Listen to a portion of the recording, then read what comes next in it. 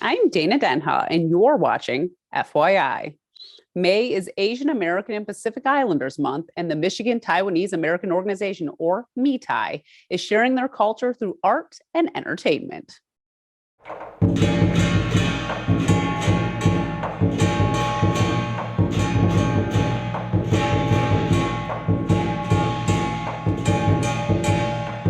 We are at a celebration for the 20th anniversary of the Michigan Taiwanese American Organization, and it is full of a lot of celebrations. We have art, we have a lion dance, we have yo-yos. They combine cultural interest and entertainment and hands-on activities, and all those things are sort of our bread and butter here at the library. So it's a great opportunity to have such a skilled and well-resourced organization to partner with. It's just an artistic nature that I don't really see often in my day-to-day life. And so being able to see that carried out through all of these amazing things is, I think, something really special. Today, MITAI presented us with a set of art prints, including 2 commissions for the library to add to its circulating collection. We are very honored to have 6 first prize art prints that to be actually delivered from Taiwan and from the National Taiwan Museum of Fine Arts. Tiger is always a symbol of encouragement, wisdom, very bright and with a lot of fun, and we always see the warrior as one of the tiger symbol as well. It's a level of culture that I think we have some of in Washtenaw County, but in Michigan at large, we don't really get a huge opportunity to see the world.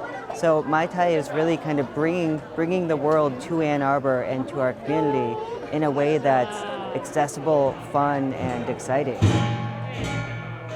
If we all work together, we're gonna create a better peace in the world. And it is so important that we are all friendly to each other, help each other. It's a MITAI's mission. We like to work with you and bring the beauty of our cultures here.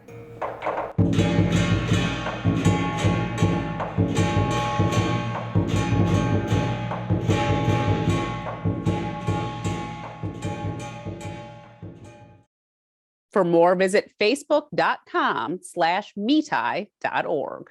Stay tuned, and we'll be back with more in exactly 30 seconds.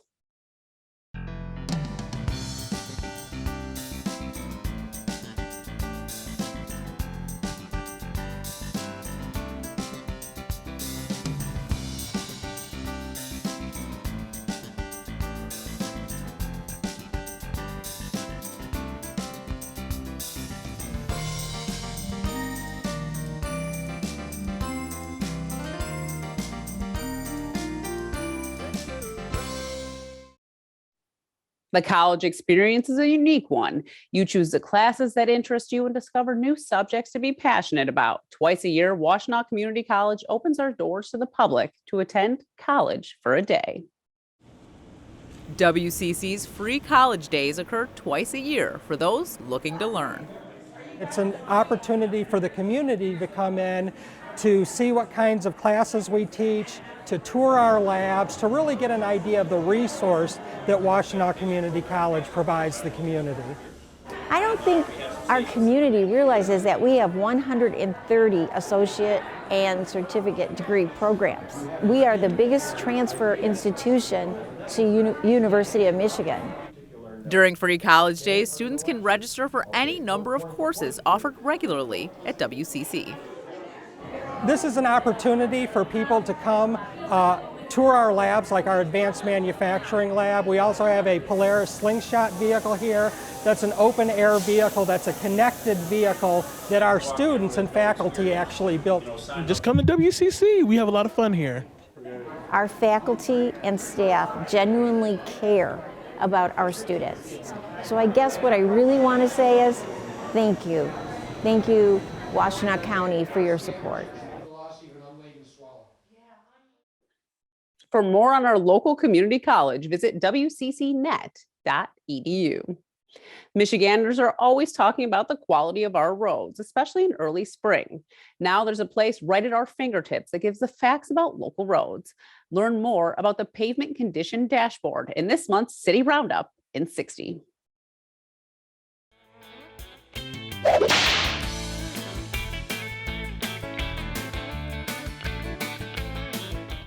Hi, I'm Nick Hutchinson, City Engineer for the City of Ann Arbor. I'm here to show you our new pavement condition dashboard. The city evaluates the condition of our roads every 2 years using a system called PACER, which rates the pavement condition on a scale from 1, which is the worst, to 10, which is a brand new road. The dashboard you see here contains data that was collected in 2021. It shows the average ratings of our major and our local streets, along with the number of miles that fall into each of those rating categories. You can use the map on the right to zoom in on individual streets and click on them for more information. To utilize the dashboard, visit a2gov.org/A2 pavement condition. PTD has had a love affair with the written word throughout its decades-long history. Audiences have had the pleasure of watching talented local actors and behind-the-scenes crew bring the theater to life with humor, drama, and intrigue. Here are the rumors this May at Ypsilanti's Riverside Art Center as they take center stage. Joining me is Liz Greaves-Hoxsie, director of Neil Simon's Rumors. Welcome back to the show, Liz. Thank you. I'm so happy to be here.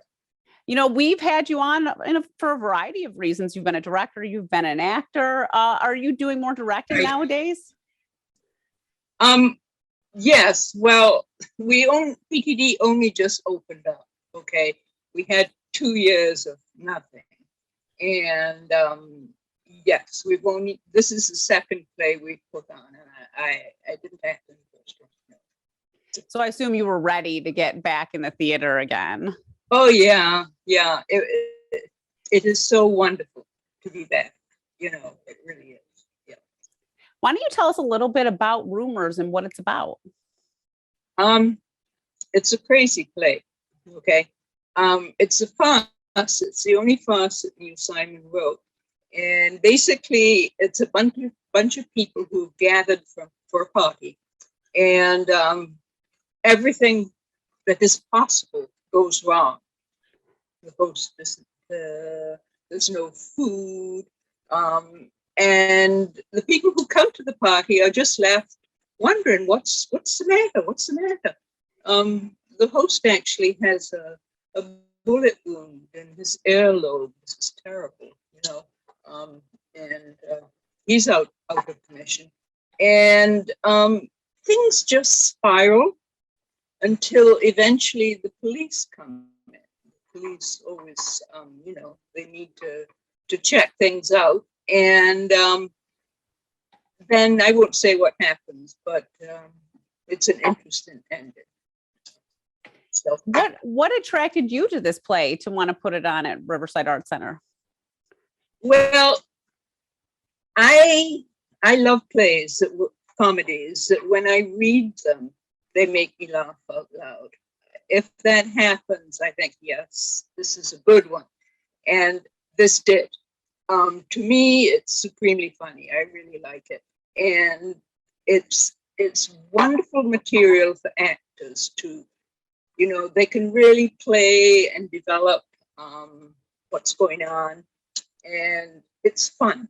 And that was one of the primary things. We had been through a period, 2 years of lockdown, and we needed fun. And we needed laughter, you know?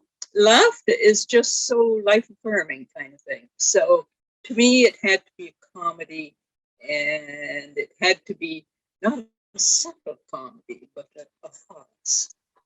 Yeah, you know, and PTD is known for farces. I feel like there's at least one every season. This is true. This is true. I think we have another one coming too. This year, or first year back, we're concentrating on comedy. Usually we try for a more balanced season, but we just felt that this year needed comedy. Gosh, I agree with you with the state of the world and COVID and all this stuff. I think we're all like on the verge of tears at any moment. So it's nice to just be able to laugh at something and have fun for a night. Exactly. Yes. You know, before the show, we were talking a little bit about Neil Simon. You've done a Neil Simon play before. PTD's put on Neil Simon plays. Do you find that it's challenging because Neil Simon is so known and people like, I mean, he's like the #1 playwright. He's got so many plays. And I also find it probably is hard to narrow down which one you want to do in a lot of ways. Well, this one wasn't so hard because it's the only farce he's done. It's kind of interesting. He wrote it while he was going through a divorce, and he needed to cheer himself up, so he wrote a farce. And the other one that I've directed is Lost in Yonkers, which has a bit more of a serious piece of drama to it. This is just pure farce. You can't sort of try and have any logical meaning to some of the pieces. It's just fun. You're an actor and a director, so I think you see things in a different perspective than people that mostly direct a lot of times. Do you find it's harder for an actor to kind of make that well-rounded character for a comedy than it is when you have drama and you have to like really delve deep into like your emotions? Comedy is really hard. It is. Not everyone can do it. No. But I think some people are suited to it. Okay. And this cast that I have is super wonderful. It just is. It says something about sort of like the pent up need to get on stage. There's a ton of people audition for this. Really? Yeah. I'm not used to that many people auditioning, and it was sort of a mob scene, and it was wonderful. And so I had a really wide choice, and I'm really, really pleased with the cast I have. And they're all comedians. Well, why don't you tell us about the cast since you mentioned them? Tell us about some of the people in the play. These people have appeared sometimes on PDD plays before. There's Carrie Warella, and some people who go to PDD will remember her from Hey Fever, for example. And a new person is Ken Sikenda, and he is great. He's done a lot of work in the community, but this is the first time that he's worked with PTD. Then there's Wendy, who is a PTD regular and very well known for comedies. And there is Gary. Gary now is mostly a director with Green Hills School, and he's very into improv. He does a lot of improv work. And that works out wonderfully with this play. It takes to improv. There's much you can do with improv. Sure. And well, I could go on forever because there are 10 people in the cast. I don't know how long you want me to do this. Daniel Dye, he so much wanted to do this that he is commuting from Mason. Can you believe that? Wow. From Mason to Ypsilanti, and you know that you have to have regular rehearsals. So he's coming in today. And then he's partnered by Laura Bird. And she is wonderful. It's a perfect part for her. Then we have two newcomers. Well, no, that's not right. Adam Wheatley is no newcomer. He's been. No, I actually know Adam. Yeah, I've Right. met with Adam. I've seen him in plays at PTD before. Right. Yeah. Many. Yes. Then he's back.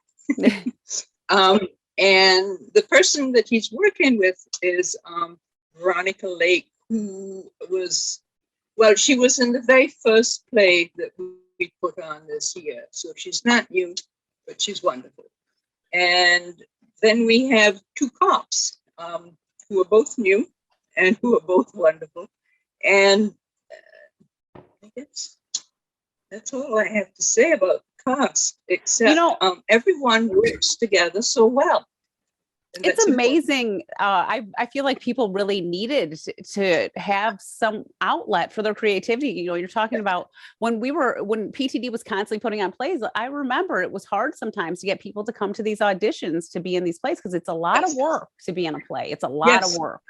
That's amazing that you had such a big turnout and you had your pick of the litter. I mean, how exciting is that for you as a director? That's a good way of putting it. Yeah. You know, not everyone wants to commute to Ypsilanti to do the show. And not everyone wants to commit to 5 days a week, which is what it needs, because it's an ensemble play. You know, people are in every moment, kind of thing. And these people, I guess they just were eager to get back on the stage, which is, you know, its own wonderful experience, kind of thing. There's nothing like being on stage. I agree. You know, have you have you directed a farce before? Because I feel like that's got to be a challenge in itself, because there's a lot of moving parts with a farce. Oh, certainly, yeah. I really haven't. I mean, the only one that comes vaguely close might be Sonia Vanya Masha and Spike, but that's not the same thing, because that's not in the realm of illogic, kind of thing. Mm-hmm. Yeah, there are a lot of moving parts, and it's the first time I've done it. And my approach on it was just to tell people, actors, to play and to try and find what works, kind of thing. I tend not to stick to what has been done before. I like to explore and with new interpretations and settings, and I think it's more fun for actors to do it that way too. And it results. I'm really pleased with what it resulted in. I think the play was already funny, and these actors have interpreted it in a way that makes it additionally funny. So, why don't you tell us when the show is, and should people get tickets in advance at the door? Yeah, it opens on the 12th of May, and you can get tickets at the door. You can also get tickets online from the website, our website, ppdproductions.com. We are asking that all people in the audience are masked, and also that they're fully vaccinated, boosted if necessary. So we do ask that, and we do check that. We take safety very seriously. And we have, like, throughout the entire rehearsal period, we have asked all the actors always to be masked. You know, that there's no one standing in the wings waiting to take over a part if someone is sick. If someone is sick, that's a major disaster. So we've tried to be very careful, and so far we've done pretty good. Yeah. Next week, all the actors are going to take tests, and next week we're going to take masks off for the first time. So I will, for the first time, see the entire face. You get an idea, but you don't know what's hiding underneath there. Yeah, I know. Sometimes when someone takes a mask off, you think, really? That's what you look like? You know, with 2 years off, with COVID and like coming back into live theater, do you have any like personal highlights so far in this process? I know you guys are still rehearsing, but it's got to be really exciting for you to be back. It is really exciting. Actually, it has also been exhausting. Okay, I bet. Because you get used to just being sheltering in place without many challenges, and a play has so many challenges and so many decisions associated with it that it can be exhausting. But it's also a high to actually do it. Okay. Yeah. And then we haven't opened yet, but we're pretty close, and I think it'll be just fine. I think it'll be great. Oh, it'll be great. I think that's just something that goes along with putting on a play, that you always feel like, oh my God, can we pull this off? When you know what I mean? It's like until you get there and you're like ready, really ready, kind of thing. Yeah. You know, I was reading online, it says that there's a special gift you're giving to like one audience member on Fridays and Saturdays. That's right. That's right. It's a gift. It's a drawing, and it's a coupon, I guess you could call it, to local restaurants. So we're doing that every Friday and Saturday. We always have a drawing during the rest of the week for a free ticket to the next show. So this is an additional free piece that we're adding. Nice. That's great. Before we go, Liz, why don't you just tell us why people should come see your rendition of Rumors? Because I think they will really, really find it funny. I mean, I have watched this show now for 2 months and I still find it funny. And I enjoy watching it and laughing, and I think they will too. And I think there's nothing better than sitting with a group of people safely, you know, everyone must, and laughing together. It's a form of communication, you know, it's just wonderful. It's life learning. Well, thank you so much for being on the show again. It's great seeing you. Oh, it's great to be here. Thank you for having me. For more on this and other programs, visit a2gov.org/CTN. Visit youtube.com/CTN Ann Arbor to see all that we have to offer. And remember to like, subscribe, and ring that notification. Thanks for watching and tune in next time to FYI.